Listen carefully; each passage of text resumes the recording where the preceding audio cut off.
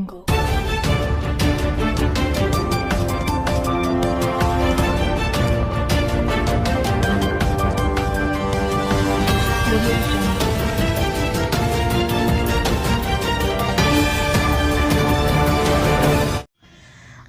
To మన Bhimli news. ముందుగా బులెటిన్లోని headlines.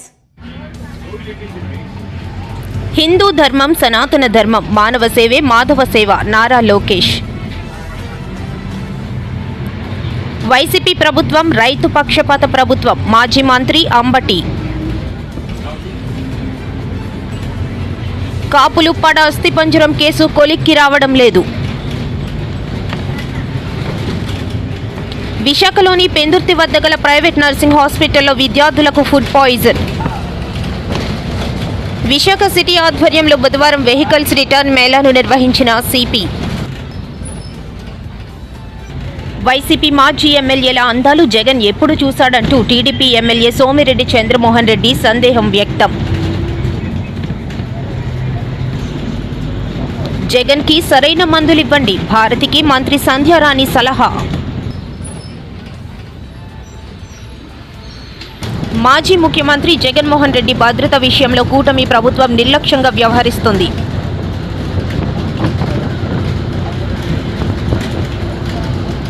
నేరస్తుల కోసం తప్పించిపోతున్న జగన్ రెడ్డి, టీడీపీ నేత పట్టాభి ఘాటు వ్యాఖ్యలు. వైసీపీ ప్రభుత్వం రైతుల పక్షపాత ప్రభుత్వం. రైతులకు నష్టం కలిగితే వాళ్ళని ఆదుకోవాలని తాపత్రయపడిన ప్రభుత్వం. వ్యవసాయం దండ కాకూడదు అని తపన పడిన ప్రభుత్వం వైసీపీ అని మాజీ మంత్రి అంబటి రాంబాబు అన్నారు. పరామర్శిస్తారని తెలిసిందో వెంటనే ముఖ్యమంత్రి గారు ఏదో సమీక్ష నాటకాన్ని ఆడి కేంద్ర వ్యవసాయ మంత్రి అయినటువంటి శివరాజ్ సింగ్కి ఒక లెటర్ రాశాడు. అయ్యా, మిర్చి ధర పడిపోయింది, మీరు రావాలి, మీరు ఆదుకోవాలి అని. అది కాదు చేయవలసింది. జగన్మోహన్ రెడ్డి గారి హయాంలో నేను మనవి చేస్తున్నా, గర్వంగా గుండె మీద చేయి వేసుకొని చెప్తున్నాం. జగన్మోహన్ రెడ్డి గారి హయాములో 5 సంవత్సరాల పాటు రైతు ఉత్పత్తి చేసినటువంటి పంటలకు మద్దతు ధర రాకపోయినా, లేదు రైతు నష్టపోతున్నాడని గ్రహించిన 3,000 కోట్ల రూపాయలు ధరల స్థిరీకరణ కోసం పెట్టి ధాన్యం కొన్నాం, పత్తి కొన్నాం, శనగ కొన్నాం, పొగాకు కొన్నాం. కొని రైతుకు నష్టం లేకోకుండా ఆదుకున్నటువంటి ప్రభుత్వం వైఎస్ఆర్ కాంగ్రెస్ ప్రభుత్వం, జగన్మోహన్ రెడ్డి గారిని మనవి చేస్తున్నాం. ఇవాళ అవాకులు చవాకులు పేల్తా ఉన్నారు మంత్రులు సైతం. ఏం చేశారండి మీరు ఇన్నాళ్ళ నుంచి? మిర్చి రైతుల దగాబడిపోతుంటే తాళొచ్చి నారు రేటు పెరిగి, కూలీ రేటు పెరిగి, మందుల రేట్లు పెరిగి, ఎరువుల రేట్లు పెరిగి మిర్చి డౌన్ అయిపోతే ఇవాళ మాట్లాడుతున్న మాటలేంటి మీరు? ఇవాళ ఇదంతా కూడా ఎవరి మీదో నెట్టేసి కేంద్ర మంత్రికి, వ్యవసాయ శాఖ మంత్రికి లెటర్ రాసేసి తుడిసేసుకుందాం అనుకుంటే కుదురుతుందా అని అడుగుతా ఉన్నా. ఆదుకోవాల్సిన బాధ్యత ముఖ్యమంత్రికి లేదా? నేను గర్వంగా చెప్తున్నా, వైఎస్ఆర్ కాంగ్రెస్ పార్టీ ప్రభుత్వం రైతు పక్షపాత ప్రభుత్వం. ప్రభుత్వానికి నష్టం జరిగినా రైతుని ఆదుకోవాలని తాపత్రయపడినటువంటి ప్రభుత్వం. కాపులపాడ అస్థి పంజరం కేసు కొలిక్కి రావడం లేదు. అస్థి పంజరం ఆనవాళ్ల ఆధారంగా చనిపోయింది తన తండ్రి అంటూ పెందుర్తి బీసీ కాలనీకి చెందిన దుర్గా ప్రసాద్ చెప్పారు. మీ నాన్నగారి పేరు ఏం పేరండి? మూతప్పని సార్. ఆయన మీ నాన్నగారని మీరు కన్ఫర్మ్ చేసి చెప్పారా? Sir confirm sir. మీ నాన్నగారే? నాన్నగారే. మీకు ఎవరికైనా అనుమానాలు ఏమైనా ఉన్నాయి మీరు? మాకు అనుమానం అనేది 8వ తారీఖు శనివారం ఫోన్ కాల్ మాత్రం ఎక్కువ వచ్చినట్టు మాకు తెలిసింది సార్. మా చుట్టాలు అందరూ పెళ్లి కార్డులు మాత్రం వెళ్ళినప్పుడు ఆ రోజు 8వ తారీఖు మాత్రం ఎక్కువ ఫోన్స్ రావడం, మా ఊడి గురించి ర్యాష్గా మాట్లాడడం, అవతల కూడా ర్యాష్గా మాట్లాడడం ఇలా జరిగిందని సార్. ఆ మరుసటి నాడే ఆదివారం మిస్సింగ్ అయిపోయింది. అంటే ఏమని మాట్లాడారు ఫోన్లో? మనకు తెలియదు సార్, నేను లేను సార్ అక్కడ. మా మామయ్య గారు మామూలుగా రాజరాజు మాట్లాడు, మాకు దూరంగా వెళ్ళి మాట్లాడుకుంటారు సార్. మా నాన్నగారు దగ్గర మాట్లాడరు, మనుషులు లేని దగ్గరికి వెళ్ళి మాట్లాడుకుంటారు. అలా మాట్లాడుకున్న తర్వాత గోల. ఈ మధ్యకాలంలో ఏమైనా ప్రవర్తన ఏమైనా మారడం? ఈ మధ్యకాలంలో అల్లరి ఎవరి మీద అనుమానం ఉందా మీకు ఏమైనా? మాకు అనుమానం ఉంది, ఈ ఫోన్ కాల్ మీద ఒకటే అనుమానం సార్. అంటే ఎవరనేది తెలియదు. ఎవరైనా తెలియదు. కానీ అప్పులు కానీ ఏమైనా ఉన్నాయి? అప్పులు ఏం లేదు సార్. అప్పులు అయితే మినిమం ఒక 6 లక్షలు 5 లక్షలు మినిమం అప్పు. అవన్నీ మాకు మా తమ్ముడు నేను మా నాన్న ముగ్గురికి కష్టపడి కొట్టుకుంటున్నాం, చేసుకుంటున్నాం. అప్పులు బెజరేది లేదు, ఏ ఇబ్బంది అయితే అంటే పోలీసులు ఏమైనా నిర్ధారించారా ఈయన మీ నాన్నగారు అని చెప్పాను లేదని, లేకపోతే మీరు అనుకుంటున్నారా? నేను అనుకుంటున్నాను సార్. నాకు ఆనవాయితీలు దొరికాయి, నేను చూసి పెట్టి ఆనవాయితీలు దొరికాయి కాబట్టి నేను అనుకుంటున్నాను. అంటే ఇప్పుడు ఈ సంఘటన చూసిన తర్వాత ఇది అంటే మామూలు చనిపోయిందా లేకపోతే ఏమైనా మర్డర్ అయినా అనుకుంటా? లేదు సార్, ఇదైతే మర్డర్. మనిషిది ఒక బండి మీద ఒక అతను తీసుకురావడం, సీసీ కెమెరా కనిపించారు. ఆయన ఎవరు? ఆయన మాకు తెలుసా, మరి జ్యోతిషి చెప్పించుకుంటాం రెండు దగ్గర గురుగారు అంటే మరి వెళ్తారు. మీకు బోయిపాలెం కాపులపడి చుట్టుపక్కల చుట్టాలు ఎవరు ఉన్నారా? ఎవరు లేదు సార్. అంటే సీసీ కెమెరాలో చూసారా మీరు? నాన్న బండి మీద తీసుకురా? చూసాను సార్. చూసాను సార్. అక్కడ ఆంధ్రప్రదేశ్ సెంటర్ నుంచి అవి మెయిన్ హైవే ఉంటుంది వైజాగ్ రూట్లో, అలా చెక్ చేసుకుంటూ వచ్చి ఇక్కడ నుంచి మరి ఇక్కడ స్కూల్ ఉంది కదా సార్, ఆ స్కూల్లో మళ్ళీ సీసీ కెమెరా చూస్తే అక్కడ పడ్డారు సార్. అక్కడి నుంచి ఇటు వచ్చారు సార్. మరి ఇక్కడ చూస్తే ఇక్కడ లేదు, పడలేదు. ఎప్పుడు జరిగింది ఇది 3 రోజు అవుతుంది సార్ జరిగింది. మిస్సింగ్ కేసు ఏమైనా నమోదు చేశారా? మిస్సింగ్ రమేష్ చేశారు ట్రాన్స్ఫర్ అని. ఏమైనా నమోదు చేశారు? ఆదివారం మా నాన్నగారు లైన్కి వచ్చి రావడం, మరి మిస్ అయిపోయి ఫోన్ 3 గంటలకు ఫోన్ చేస్తే స్విచ్ ఆఫ్ అని వస్తుందండి. వాళ్ళని దర్యాప్తం చేశారా అనంతపురం పోలీస్ స్టేషన్? అవి చేశారు సార్, చేశారు కానీ ప్రెసిడెంట్ అయితే క్లూ దొరక్క అందుకాగారు. మా కూడా ఎత్తుకాం. ఈ 3 రోజుల్లో మీకు ఏమైనా ఇన్ఫార్మ్ చేశారా? ఏమైనా లేదు సార్. ఎదుగుదాం అంటున్నారు, సీసీ కెమెరా ఆలు సీసీ కెమెరా ఎత్తుకుతున్నారు, సీసీ కెమెరా చూస్తున్నాం, నంబర్ కూడా కనిపించలేదు, అటు ఇటు చూస్తున్నాం సార్. ఇదే మీ ఇల్లు ఎక్కడ? వాళ్ళు పెందుర్తి సార్, బీసీ కాలనీ. మరి ఆనందపురం స్టేషన్లో కంప్లైంట్ పెట్టారు, పెందుర్తిలో పెట్టారు. అంటే మా నాన్నగారు ఆంధ్రప్రదేశ్ వచ్చారు, మా డాడీ ఇక్కడికి వచ్చి మరి ఇచ్చాను సార్. విశాఖలోని పెందుర్తి వద్ద గల ప్రైవేట్ నర్సింగ్ హాస్టల్లో విద్యార్థులకు ఫుడ్ పాయిజన్ జరిగింది. 5 నర్సింగ్ విద్యార్థులు చికిత్స కోసం హాస్పిటల్కి తరలించడంతో ఈ విషయం వెలుగులోనికి వచ్చింది. పాయిజన్ కలకలం ఆలస్యంగా వెలుగులోకి వచ్చిన ఈ ఘటన విద్యార్థుల్లో భయాందోళనకు కారణమైంది. గత రాత్రి హాస్టల్లో నిర్వహించిన పార్టీ సమయంలో తీసుకున్న ఆహారమంతా అనేక మంది విద్యార్థులు అస్వస్థకు గురయ్యారు. అందులో 5 నర్సింగ్ విద్యార్థులు తీవ్రమైన అస్వస్థను అనుభవించడంతో వెంటనే ఆసుపత్రికి తరలించారు. ప్రస్తుతం బాధితులకు వైద్యులు చికిత్స అందిస్తున్నారు.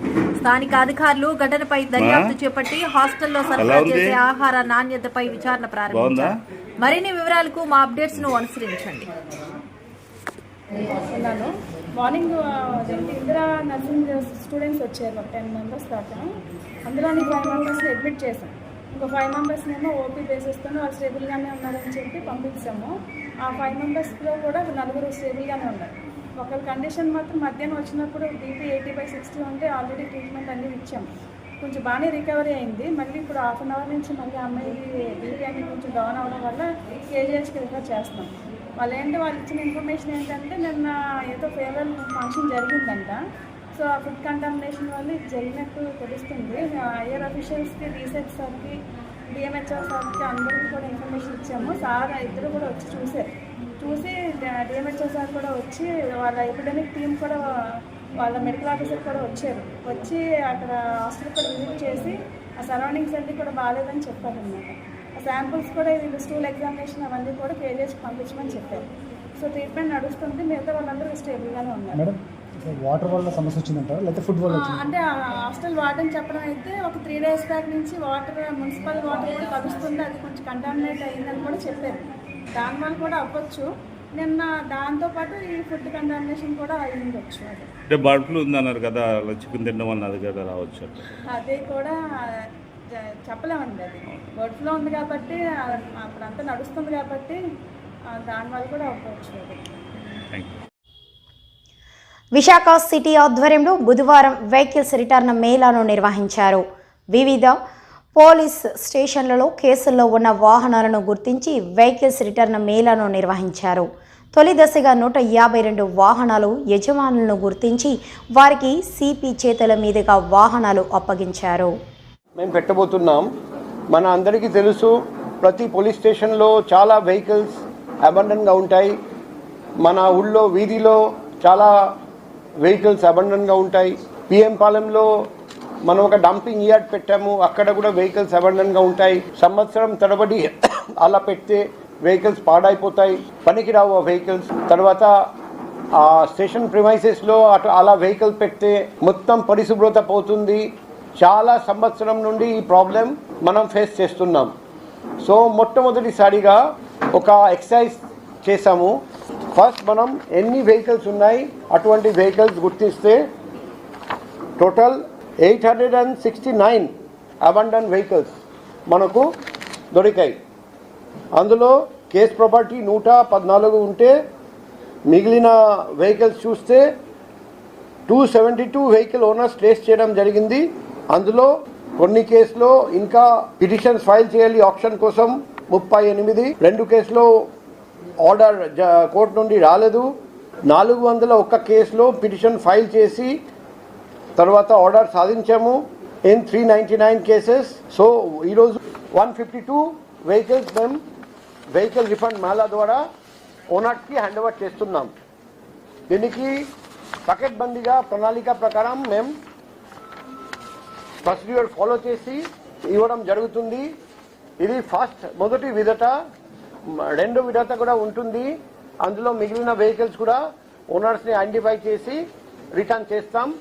దీనివల్ల మన పోలీస్ స్టేషన్ పరిసర ప్రాంతము పరిశుభ్రంగా మనం ఉంచగలుగుతాం. వెహికల్ పాడ అవనీయకుండా చూడగలుగుతాం. వెహికల్ ఓనర్స్ కూడా సొంత వెహికల్ వాళ్ళకు రిటర్న్ చేయడం జరుగుతుంది. దానివల్ల వాళ్ళు హ్యాపీ ఫీల్ అవుతారు. మన పబ్లిక్ ప్రాపర్టీ ప్రైవేట్ ప్రాపర్టీ ఎంతో నష్టం అయిపోతుంది. వర్షంలో తడిసి ఎండలో అది కూడా మనం ప్రివెంట్ చేయగలుగుతాం. సో ఇది ఒక మంచి పరిణామం. ఇది మొదటిసారి ఇటువంటి ప్రోగ్రాం పెట్టడం జరిగింది. భవిష్యత్తులో ఇటువంటి ప్రోగ్రామ్స్ పెట్టి 100% అబండన్ వెహికల్స్ ఓనర్స్కి రిటర్న్ ఇప్పించడానికి మేము ఏర్పాటు చేస్తాం. మాజీ ఎమ్మెల్యేలు వల్లభనేని కొడాలి నాని, దేవినేని అవినాశల అందాలు జగన్ ఎప్పుడు చూశాడంటూ టీడీపీ ఎమ్మెల్యే సోమిరెడ్డి చంద్రమోహన్ రెడ్డి సందేహం వ్యక్తం చేశారు. ఆ మిర్చి రైతుల్ని ఆ నల్ల తామర తెగులు నలిపేసింది. అప్పుడు పోయినావా నువ్వు ముఖ్యమంత్రిగా? నీ మంత్రులు వెళ్ళారా? రైతుల్ని పరామర్శించారా? అట్లీస్ట్ నేను స్ట్రైట్గా ఒక క్వశ్చన్ అడుగుతుండా. వ్యవసాయ శాఖని నువ్వు మోతేసేసావు. ఒకటి డ్రిప్ ఇరిగేషన్, రాయలసీమకి అత్యవసరమైన డ్రిప్ ఇరిగేషన్ నువ్వు మూసేసావు. బిందు తుంపర్ల సేద్యం మా టైంలో 2017-18 ఫైనాన్షియల్ ఇయర్లో 2300 కోట్లు డ్రిప్ ఇరిగేషన్లో పెట్టి దేశంలో నంబర్ 1, కంట్రీలో నంబర్ 1. అదే సంవత్సరం 2017-18 యాంత్రీకరణలో 650 కోట్లు ఖర్చు. ఆఖరణ సూక్ష్మ పోషక పదార్థాలు 50% రైతు సబ్సిడీ, 50% గవర్నమెంట్, స్టేట్ గవర్నమెంట్. 17 నుంచి ముఖ్యమంత్రి గారు ఆనాడు చంద్రబాబు నాయుడు గారు ఒక నిర్ణయం తీసుకున్నారు. ఆ ఈల్డ్ పెరగాలంటే సూక్ష్మ పోషక పదార్థాలు కొనలేని, ఆ 50% కూడా కొనలేని రైతులు ఉంటారు, 100% ఫ్రీ అన్నాడు. ట్రాక్టర్లు 4-5 రైతులు ట్రాక్టర్లు వేసుకురావటం, జింక్, జిప్సం, బోరాన్ ఫ్రీగా మూటలు వేసుకొని పోవటం, దాన్ని మూసేసావు. యాంత్రీకరణ క్లోజ్ చేసావు. కనీసం ఒక పట్ట, ఒక టార్పాలిన్ పట్ట, ఒక స్ప్రేయర్ ఇవ్వని పరిస్థితి నీ గవర్నమెంట్లో. నువ్వు రైతుల గురించి మాట్లాడటం. నేను ఒకటి స్ట్రైట్గా ఒకటి అడుగుతున్నాను. నీ టైంలో దేశంలో రైతుల ఆత్మహత్యల్లో 3rd ప్లేస్ ఆంధ్రప్రదేశ్. ఫస్ట్ ఏది? మహారాష్ట్ర, కర్ణాటక. జనాభా వాటిలో సగం లేదు. నంబర్ 1 కౌలు రైతులు 2nd ప్లేస్. తమిళనాడు తర్వాత తమిళనాడులో సగం లేదు. జనాభా ప్రాతిపదికన నంబర్ 1. అంతెందుకు, దేశంలో సగటు రైతు అప్పు 74,500. బట్ ఆంధ్రప్రదేశ్ 2,45,000. 2,45,000. వీటన్నిటికి కారణం ఎవరు? మీరు ప్యాడీ కొనుగోలు చేస్తే 6 నెలలకి డబ్బులు ఇచ్చినారు. 6 నెలలకి నువ్వు ఇప్పుడు మాట్లాడుతుండవు. ఇదిగో జీఓఎంఎస్ నంబర్ 28 డేటెడ్ 9/1/2020, అంటే 9 జనవరి 9, 2020లో గవర్నమెంట్ ఆఫ్ ఆంధ్రప్రదేశ్ మిర్చికి ఇచ్చిన రేటు రెడ్ చిల్ 7,000 రూపాయలు పర్ క్వింటాల్, 7,000 రూపీస్. 23లో కూడా అదే చేసావు నువ్వు. ఈరోజు అక్కడ మిర్చి 11,500 12,000 నుంచి 13,000కి పోతుంది. రోజుకి 400-500 పెరుగుతుంది. రోజుకి 400-500 పెరుగుతుంది. అయినా మా ముఖ్యమంత్రి చంద్రబాబు నాయుడు గారు క్లియర్గా 10 ఐటమ్స్ ఇచ్చి వీటిని పరిశీలించి రైతుల కష్టాల్లో కేంద్ర ప్రభుత్వం ఆదుకోవాలని చెప్పి పంపించారు. రేపు కేంద్ర మంత్రిని కలవబోతున్నారు, ఢిల్లీలో కలవబోతున్నారు. తమరు ఎప్పుడన్నా ఢిల్లీకి పోయినప్పుడు రైతుల గురించి కేంద్రంతో ఎప్పుడన్నా మాట్లాడారా? కేసులు, బెయిళ్ళు, జైళ్ళు తప్ప ఏ రోజన్నా ప్రయత్నం చేశారా? 2000 హిందూ ధర్మం సనాతన ధర్మం, మానవ సేవే మాధవ సేవ. సాటి మనుషులకు, సమాజానికి సేవ చేస్తే ఆ దేవుడికి సేవ చేసినట్టేనని హిందూ ధర్మం చెబుతుందన్నారు మంత్రి నారా లోకేష్. తిరుపతిలో జరిగిన అంతర్జాతీయ దేవాలయాల కన్వెన్షన్ మరియు ఎక్స్షోలో ముగింపు కార్యక్రమంలో పాల్గొన్న మంత్రి Lokesh. To take stringent measures for the protection of temple assets is going to be also critical, and this is something that our state truly believes in. We have already sanctioned close to 150 crore rupees for the development and renovation of 73 temples over the last 7 months. Implementation of mechanized sanitation methods for cleanliness and hygiene has also been implemented in our temples, and I'm sure all of you have experienced this when you visited Lord Balaji. We have also implemented an IVRS feedback mechanism where we're reaching out to the devotees who went to different temples to get real-time feedback from them and work on correcting various key initiatives and methods in our temples. We believe that technology will play a very, very important role going forward. We believe that fusion of technology with the spirituality is going to be very, very critical. To my friends coming from different parts of the nation, what I just said is that there is transformation in technology. We live in an era where people talk about Spider-Man, Superman, Avengers, but we also have our own Samskriti that we need to save, and that is going to be very, very important. ITCX 2025 is a global congregation that aims to economically and socially empower temples. I believe this is just the beginning. You know, leaders like us, we are traveling all the way to Switzerland, to a small city called Davos, to exchange ideas across education, healthcare, governance. And I believe time has now come that all of us together hold world-class conventions like that to bring together thought leadership, to exchange ideas, to exchange best practices. Here as state of Andhra Pradesh, we don't believe we're doing everything perfect. We truly believe that we have to learn from our friends from temples all across the country and across the world. ITCX supports the Honorable Prime Minister Narendra Modi ji's vision of Vikasit Bharat 2047, focusing on sustainable growth and temple ecosystem and empowerment. Embracing the ethos of Vasudhaiva Kutumbam, the world is one family. ITCX fosters global collaboration in temple management. Enhancing temple accessibility through WhatsApp integration has been one of the cornerstone of the NDA government here in Andhra Pradesh. It has been a key initiative to make temples a lot more accessible to pilgrims. We have started with 7 temples, and in the next 3 months we are really excited to bring even TTD onto this platform to ensure that there are no long queues for darshan. Ticket booking and temple services should be hassle free. Hence we are leveraging technologies like this to make it seamless for devotees who come to our state from all across the world and make everything accessible on touch of a button. This initiative aims to bring temples closer to devotees and ensuring a seamless and hassle-free journey. Various other technologies like drones, artificial intelligence, also creating a digital twin of a temple and understanding how to manage. జగన్కి సరైన మందులు ఇవ్వండి, భారతికి మంత్రి సంధ్యారాణి సలహా ఇచ్చారు. ఈ మేరకు ఆమె మీడియాతో మాట్లాడుతూ జగన్కి మానసిక ఆరోగ్య పరిస్థితి బాగోలేదని అన్నారు. వంశీయును నాని కొడాలి నాని ఇద్దరు అందంగా ఉంటారట. అందుకు చంద్రబాబు నాయుడు గారు, లోకేష్ బాబు గారు తట్టుకోలేక వాళ్ళు అరెస్ట్ చేస్తున్నారట. అందుకే చెప్తున్నాను మందులు సరిగా వాడండి అని. ఎప్పటి నుంచో చెప్తున్నాను నేను. డబ్బులు లేకపోతే సీఎం రిలీఫ్ ఫండ్ ఇప్పిస్తాను అని. అమ్మ భారతమ్మ, మందులు డోసు పెంచమ్మా, ఇంటికి మందులు సరిగా పనిచేయడం లేదు.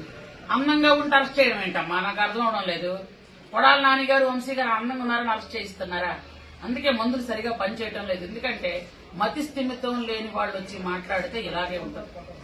పైపెచ్చు ఇంకొక పదం కూడా ఆయన వాడారు. పోలీసులకి పాపం ఆ పదం కూడా మాట్లాడడానికి నాకే అసహ్యం వస్తుంది.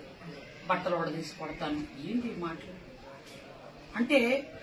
మిమ్మల్ని ఆల్రెడీ ఆంధ్రులు 5 కోట్ల మంది ఆంధ్రులు 11 సీట్లు ఇచ్చి ఒక మూల పారేశారు. మీకు ఏ మూడ తీసి పక్కన పెట్టారో మీకు తెలుసు. ఈరోజు 11 రెడ్డి అయ్యారు మీరు, రేపు 0 రెడ్డి అయిపోతారు. అర్థం అవడం లేదు. 150 సీట్లు వచ్చినటువంటి 151 సీట్లు వచ్చిన రెడ్డిని నేను అని పలికిన మీకు 151 నుంచి 11 రెడ్డి అయ్యారు. జీరో రేట్ అయిపోతుంది. అసెంబ్లీకి కూడా మీరు రాలేక సిగ్గుపడుతూ, ఎందుకంటే గత టైంలోని మీరు ఎక్కడ ఒక్కటి కూడా ప్రజల తాలూకు కష్టసుఖాలు మాట్లాడిన దాఖలాలు లేవు. ఇప్పుడు బూతులు మాట్లాడడానికి అసెంబ్లీ సమావేశాల్ని వేదికగా ఎంచుకున్నారు మీరు. ఈ రోజు ప్రజా సమస్యలు మాట్లాడతాం. మా చంద్రబాబు నాయుడు గారు ప్రజా సమస్యల గురించి మాట్లాడతారు, ప్రజా సమస్యలు చర్చిస్తారు. మీకు ధైర్యం ఉంటే రండి, వచ్చి కూర్చోండి. అంతేగాని నాకు ప్రతిపక్ష హోదా ఇస్తే వస్తారు. ప్రతిపక్ష హోదా మీకు ప్రజలు ఇవ్వలే. ప్రజలు పక్కన తోసి చీయని పక్కన పెట్టారు మిమ్మల్ని. ఇంకా మీకు బుద్ధి రావడం లేదు.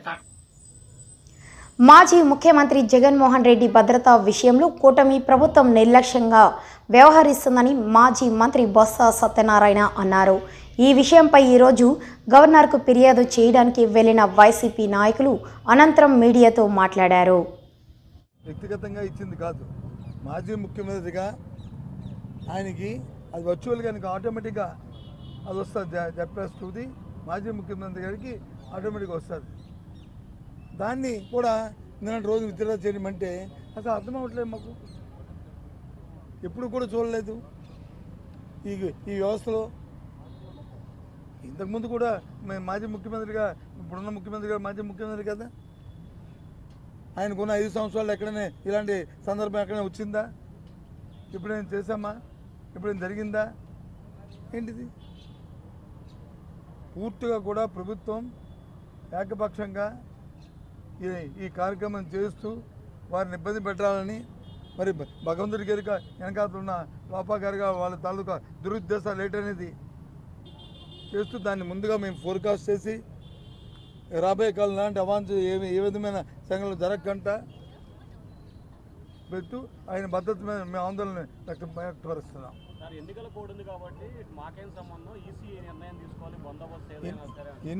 ఎన్నికల కోడ్ బందోబస్తుకి బయట ఆయనకున్న భద్రత ఎన్నికల కోడ్తో సంబంధంలే. ఏదైతే జెడ్+2 కేటగిరీ ఎప్పుడైతే ఉన్నదో ఆయన ఎక్కడికి వెళ్తే అక్కడికి ఆయనతో పాటు వారు వెళ్ళవలసిందే, అక్కడికి వెళ్తారు. అది నిబంధన. ఎన్నికల కోడ్ ఏంటి? అదనంగా ఇచ్చేది ఏమైనా ఉంటే, ఒక ఎన్నికల కోడ్ ఉంటే, ఎన్నికల కోడ్ మేము ముందు ఇన్ఫామ్ కూడా చేసాం, ఇగో ఇక్కడికి వెళ్తున్నామని. ఒకవేళ అటువంటి పరిస్థితి ఉన్నప్పుడు ముందుగా మాకు ఇన్ఫామ్ చేయాలి కదా. ఎన్నికల కోడ్ ఉందండి, మీరు అక్కడికి వెళ్ళొద్దండి, మీరు వెళ్ళడానికి వీల్లేదండి, రైతులకు వెళ్ళడానికి వీల్లేదండి, రైతులతో ఆవేదన అర్థం చేసుకోక్కర్లేదండి, ఈ కార్యక్రమం చెప్పచ్చు కదా. మరి ఇదే ఎన్నికల కోడ్ ఒక 4 రోజులు 5 రోజుల కింద ఒక మ్యూజికల్ నైట్ జరిగింది, ఒక సంగీత విభారత జరిగింది, మరి దానికి లేదా? ఆ రకంగా ఏ రకంగా నేను దాంతో కంపేర్ చేయట్లే. ఇది వచ్చి ప్రజల కోసం, సామాన్యుల కోసం, రైతు. నేరస్తుల కోసం తప్పించిపోతున్న జగన్ రెడ్డి అని టీడీపీ నేత పట్టాభి ఘాటు వ్యాఖ్యలు చేశారు. పట్టాభి మీడియాతో మాట్లాడుతూ నేరస్తులంటే జగన్కు ఎందుకంత ప్రేమ అని చెప్పాలని డిమాండ్ చేశారు. వారిని హత్య చేసినటువంటి పరిస్థితి. గన్నవరం సంఘటన జరగటానికి ముందే దాదాపు 30 మంది బీసీ నాయకుల్ని పొట్టన పెట్టుకున్నావు జగన్ రెడ్డి. ఒకళ్ళు కాదు, ఇద్దరు కాదు. ఇవాళ మీరు చూసినట్లయితే ఒక కంచర్ల జల్లయ్య, ఒక తోటా చంద్రయ్య, నడి రోడ్డు పైన అతి కిరాతకంగా ఒక బీసీ నాయకుడైనటువంటి తోటా చంద్రయ్యని పీక కోసి చంపిన మాట వాస్తవం కాదా? నందం సుబ్బయ్య, అదేవిధంగా ఒక డాక్టర్ సుధాకర్, డాక్టర్ అనితారాణి, వరప్రసాద్ శిరోమండనం, ఈ విధంగా బీసీలు ఎస్సీల పైన దాడులు చేసుకుంటూ పోతూ వారిని అతి కిరాతకంగా చంపుతున్నటువంటి సందర్భంలో బలహీన వర్గాలే వెన్నుముకగా ఉన్నటువంటి పార్టీ తెలుగుదేశం పార్టీ. అటువంటి బడుగు బలహీన వర్గాలకి ఎట్టి పరిస్థితుల్లోనూ అండగా నిలబడాలి, వారికి రక్షణగా నిలబడాలని చెప్పి మా పార్టీ అధ్యక్షులు చంద్రబాబు నాయుడు గారు ఇచ్చిన పిలుపు మేరకు ఒక బలహీన వర్గాల నాయకుడు చిన్నా గారికి అండగా నిలబడటం కోసం వెళ్ళాం. అంటే నువ్వు మా పార్టీ బీసీ నాయకుడి ఇంటిపైన దాడి చేస్తే ఎవరు ప్రశ్నించకూడదా? బీసీలకు రక్షణగా నిలబడటానికి ఎవరు ముందుకు రాకూడదా? నీ ప్రభుత్వ హయాంలో బీసీల కోసం, దళితుల కోసం ఎవరు పోరాడినా వాళ్ళు నేరస్తులేనా? అదే కదా తమరు తెలియజెప్పింది. అంటే మీరు బీసీలని నరికి చంపుతున్నా ఎవరు మాట్లాడకూడదు, వాళ్ళ ఇళ్లపైన దాడులు చేసినా ఎవరు మాట్లాడకూడదు. డ్రైవర్ సుబ్రహ్మణ్యం చంపి డోర్ డెలివరీ చేసినా ఎవరు మాట్లాడకూడదు. ఇన్ని చేసి ఇంకా నిస్సిగ్గుగా వాళ్ళని వేధింపులు గురి చేసినటువంటి వ్యక్తులను వెనకేసు రావడానికి వాళ్ళ తమరు జైలుకి వెళ్ళారా సార్? బలహీన వర్గాలు దళితులపైన దాడులు చేసి కిడ్నాపులు చేస్తున్నటువంటి వ్యక్తులకి అండగా నిలబడటానికి మీరు ఇవాళ జైలుకి వెళ్ళారా? ఇవాళ ఏం తెలియజెప్తా ఉన్నారు మీరు రాష్ట్ర ప్రజలకి? బలహీన వర్గాలపైన ఎవరు దాడి చేసినా నేను అండగా ఉంటా, దళిత బిడ్డల్ని ఎవడు కిడ్నాప్ చేసినా జగన్మోహన్ రెడ్డి అండగా నిలబడతాడన్న మెసేజ్ ఇవ్వడానికి వెళ్ళారా మీరు జైలుకి? ఇవాళ మీరు సూటిగా జవాబు చెప్పాలి. ఏం చర్య తీసుకున్నారు మీరు? డ్రైవర్ సుబ్రహ్మణ్యాన్ని కిరాతకంగా చంపి డోర్ డెలివరీ చేసినటువంటి వ్యక్తి పైన ఏం చర్యలు తీసుకున్నారు మీరు? ఇవాళ ఏ రోజైనా ఒక బీసీ వ్యక్తి, ఒక బలహీన వర్గాలకు చెందినటువంటి వ్యక్తి కిరాతకంగా హత్యకు గురైతే ఏ రోజైనా మీరు నోరు విప్పి మాట్లాడారా? ఇవాళ అందుకనే మిమ్మల్ని పాతాళానికి దొక్కారు.